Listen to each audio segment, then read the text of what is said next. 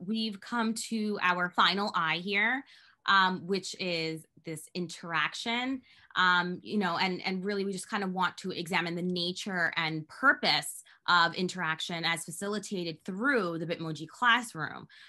Educator April Alick shared how Bitmoji Classroom has influenced interaction with her students.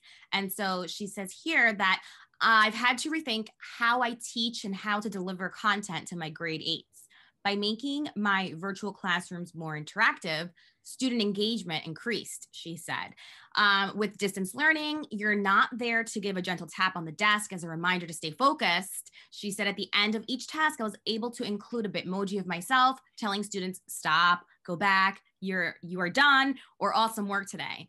And it gave students immediate feedback and motivation. Mm-hmm. And you know, sometimes students can feel very alone in the virtual space. So having that interaction in that way is really so important.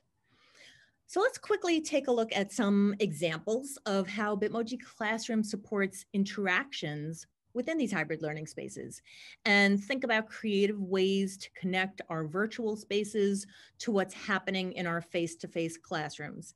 As we know, a lot of times these are happening simultaneously. You've got students in your classroom in front of you, and you've also got your virtual learners logging in to your face-to-face instructional time. So there's a lot going on. So how are we creating these opportunities for interaction and supporting these opportunities for interaction?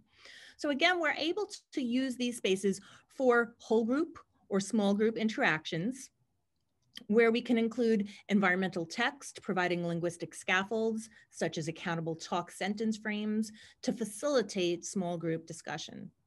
And just like in our face-to-face setting, your virtual Bitmoji Classroom should, again, evolve to reflect the learners in your room. It's not going to be the same across the board from one class to the next. It may look very different depending on who the learners are in the room. It should be reflective of the learning and the learners who are occupying that space. So sometimes a visual prompt, like the class photo seen here, can serve as a reminder, just a little visual cue for ourselves of who we are creating a lesson for and the types of supports and scaffolding that we will need to include in this space. So building on this notion, station activities allow for various groupings, for student to student, student to teacher, as well as independent learning. And so we took this opportunity to model for you an alternative way of representing yourself in your Bitmoji Classroom. And so here we used the Unscreen website to remove the background of these videos. Again, this is another illustration of how to address issues of equity for those students who may have limited Wi-Fi access or use of devices. And again, that's something that you can work with the student to create that if need be. Here we're back with Mrs. Park again, and she's using that same Unscreen website that you just saw us using in the prior slide. And she is here sharing a welcome message and an agenda slide from her Bitmoji Classroom that prepares students for the expectations and the learning for the day. So with this Bitmoji slide, students can open it to get an overview of the day or of any previous days that they may have missed or that they wish to revisit.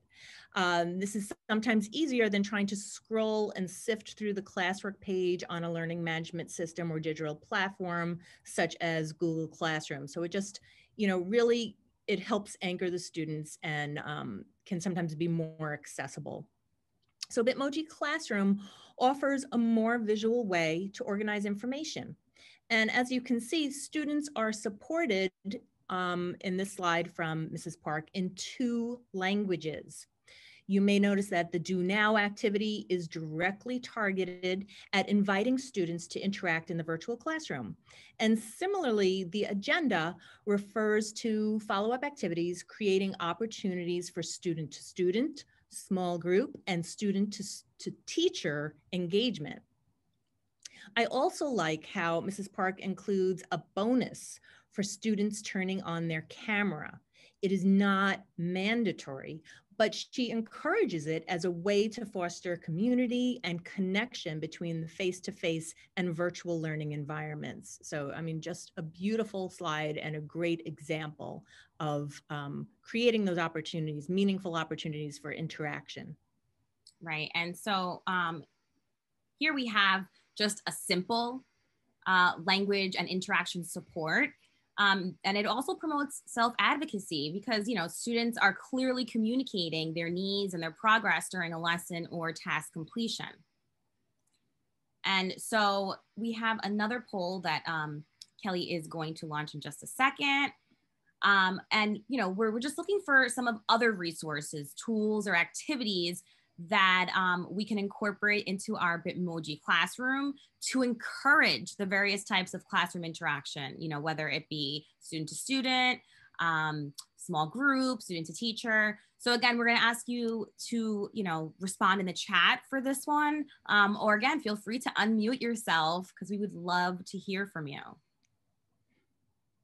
And I'm just going to add to that, you know, we talked about student to student, small group, student to teacher interactions, but think also about teacher to teacher interactions. How, if you're in a co-taught setting, even in a virtual space, how this might create opportunities for teacher to teacher interactions, for that, you know, visual representation of the two educators supporting the learning going on in a room. So think about that as you're responding to. We'll give you a few more minutes. I'm just going to close the poll so I could take a look at the chat. So I'm looking in the chat, Kelley, and I just see someone mentioning putting some of their personal likes around the classroom, and that just promotes, you know, conversation starters.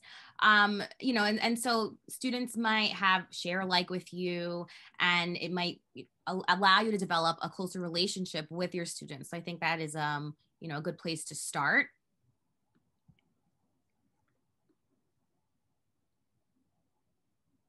All right, so there's not too much coming into the chat at this point, but feel free to continue to add as we go on, should new ideas pop up. I see them, Laura also mentioned Jamboard, which is a great way to foster interaction, that you can, you know, include that in your Bitmoji Classroom as well. Yes, and using reactions for student responses. I'm not sure if you're referring to the reactions here on Zoom, but yeah, that definitely is one way to gauge your students. All right.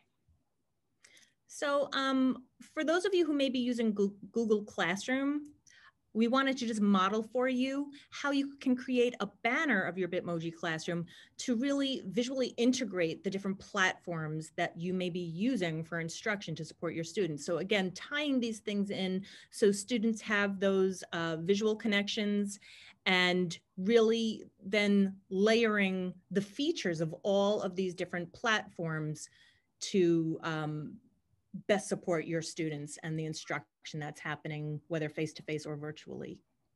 Right, and we want to remind you that Bitmoji Classrooms are not replacements for Google Classroom, but rather just a meaningful supplement. So all of the assignments are posted in Google Classroom, or, you know, whatever learning platform you are using in your district. And then the Bitmoji Classroom is a separate posting that can be incorporated into your existing learning management system.